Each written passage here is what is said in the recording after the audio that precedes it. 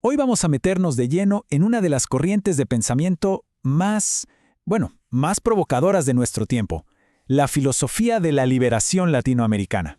Y es que esta corriente viene a desafiar siglos de pensamiento occidental, a cuestionar de raíz cómo entendemos cosas tan básicas como la historia, el progreso y hasta el conocimiento mismo.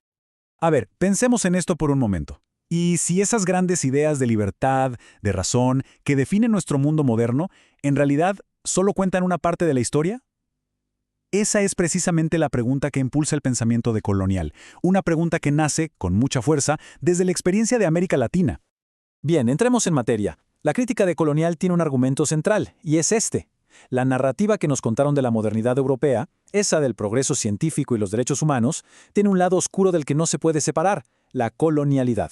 Y ojo, no es que sean dos cosas distintas, son la misma cosa vista desde quien tiene el poder y desde quien lo padece.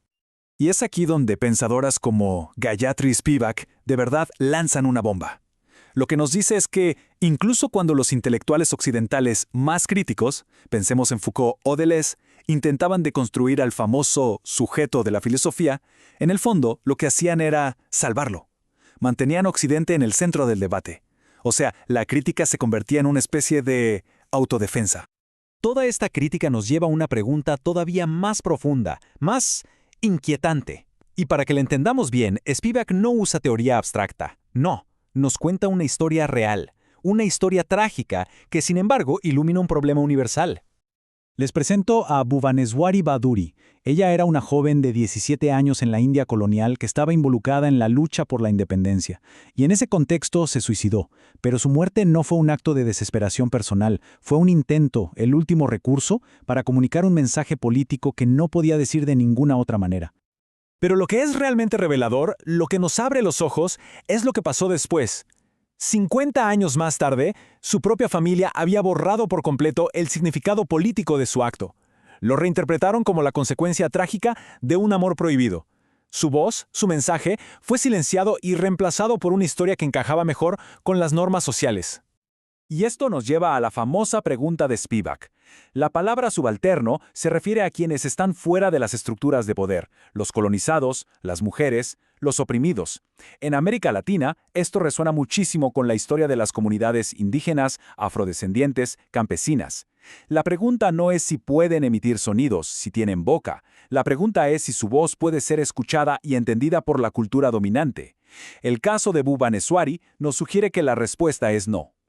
Este problema, este silenciamiento estructural, es la base de una crítica muy profunda a cómo los intelectuales de Occidente, incluso con las mejores intenciones, piensan a los oprimidos. Y es justo aquí donde los pensadores decoloniales latinoamericanos nos ofrecen una perspectiva que es fundamental.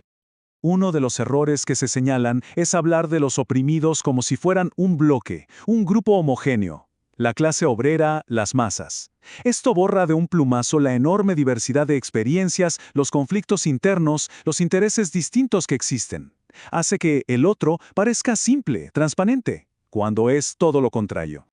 Para explicar esto mejor, Spivak usa dos palabras en alemán. Vertretung es la representación política, como un abogado que habla en nombre de su cliente. Y Darstellung es la representación, como un artista que retrata a alguien. El problema viene cuando los intelectuales creen que están haciendo Darstellung, que solo describen la realidad, pero en la práctica están haciendo Vertretung, o sea, están sustituyendo, usurpando la voz del subalterno. Bueno, entonces, si la crítica que viene de Occidente se queda corta, ¿cuál es la alternativa? Aquí es donde entran los pensadores decoloniales de América Latina, como el filósofo argentino Enrique Dussel, que no solo nos dan una crítica, sino también una propuesta.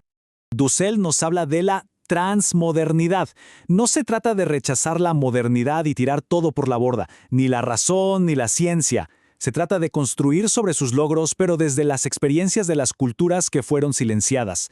La idea es crear algo nuevo a través de un diálogo intercultural real, uno que genere soluciones que la modernidad europea por sí sola ni siquiera podría imaginar. Y que quede claro, esta filosofía no es pura teoría, no se queda en los libros. De aquí nace una visión política muy clara, con objetivos concretos para el mundo en que vivimos. El proyecto político decolonial se mueve en varios niveles. Lucha en lo local y en lo global, porque entiende que la dominación de clase, la de raza y la de género están totalmente conectadas.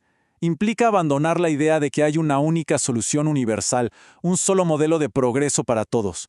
La meta es otra, es lo que llaman un pluriverso, un mundo donde quepan muchos mundos. Y con esto llegamos a una pregunta final, que es tanto un desafío como una invitación.